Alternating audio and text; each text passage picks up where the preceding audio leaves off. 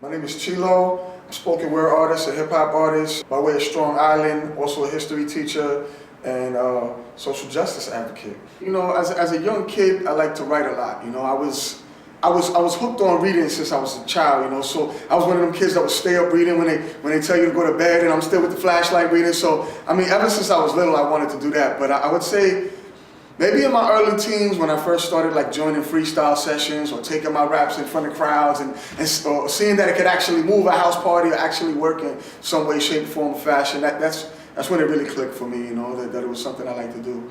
Being creative means to me, you know, exploring, trying to push the envelope, trying to make something out of nothing, trying to do something that maybe wasn't there before, and trying to push the boundaries of art. I try to switch every day. So say, for instance, if I'm writing a hip hop, I'm usually writing a specific beat for a song. But if I'm writing to poetry, I'll put the Pandora on and let it range from salsa to rock to Motown to, you know, whatever's clever, and just get a bunch of different feelings in there, you know, and while I write. I really don't have too many rituals though, or a set time. Whenever I can find the time to write, you know, I try to do it. I would say my favorite poem is a new poem recently called They Came that I wrote that was recently featured on the Grammy-winning album, Best Latin Jazz Album 2015, just because of the doors that it has opened for me and the different vibes I've gotten from it. So I would say They Came. They came.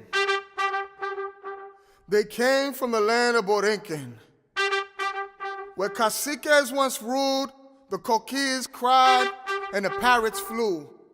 Speaking Taino in canoes, eating guava and yuca under the sunshine. From the lands that conquistadors conquered, carving new cultures, carrying Africans that brought bomba, where saints doubled as orishas, hundreds of years of assimilated ethnic mixing in their bloodstreams, sweat, tears, and pain, toiling in the sugarcane. They came.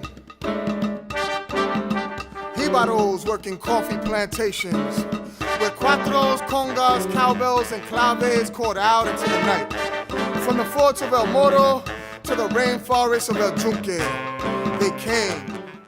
What I'm trying to communicate with my poetry is, you know, feeling. I want to make sure that somebody can relate to something.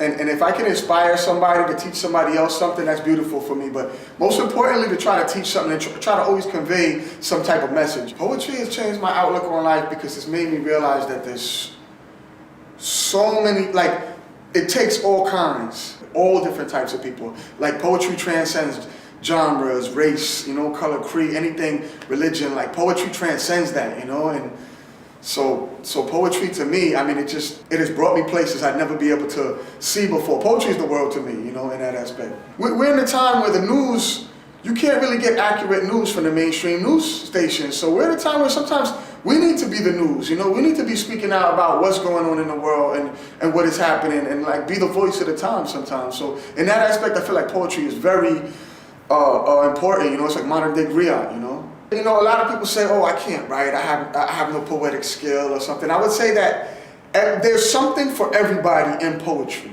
There's every type of poetry, you know, there's street poetry, there's political poetry. Say somebody is not into any of that and he has some type of job, there's a poem for his job, you know what I mean? Like whatever it is, I would say there's poetry for everybody. For people that are skeptical of poetry, they'd be amazed at what they find at underground open mics all over New York City and beyond, and how it's actually transformed across the country and the world. So I think if they give it a chance, they really find something they can appreciate in poetry.